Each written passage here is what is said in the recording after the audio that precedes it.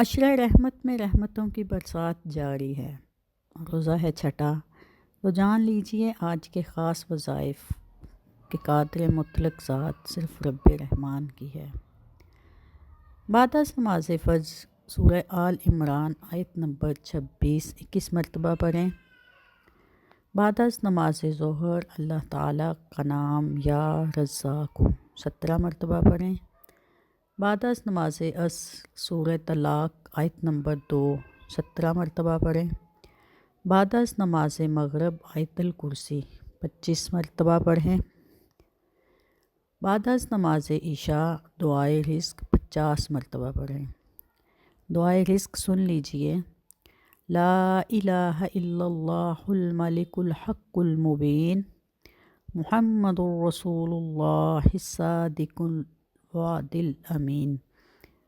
یاد رکھیے گا یہ دعا روضہ رسول صلی اللہ علیہ وآلہ وسلم کی جالیوں پر لکھی ہے۔ آج کی خاص بات: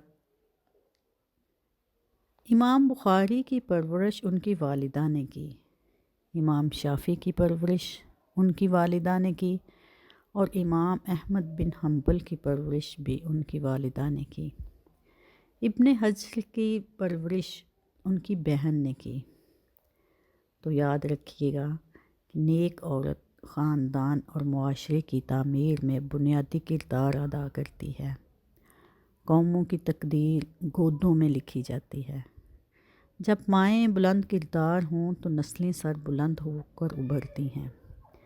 جب ماں ام الخیر ہو تو اس کی گود سے عبد القادر جیلانی جیسے مردان حق جنم لیتے ہیں۔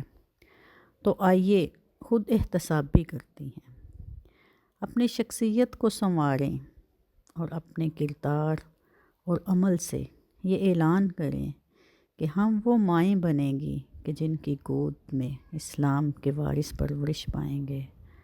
اللہ تبارک و تعالیٰ سے دعا ہے اللہ تعالیٰ سب بے اولادوں کو نیک و صالح اولاد عطا فرمائے، آمین بجاہ النبی۔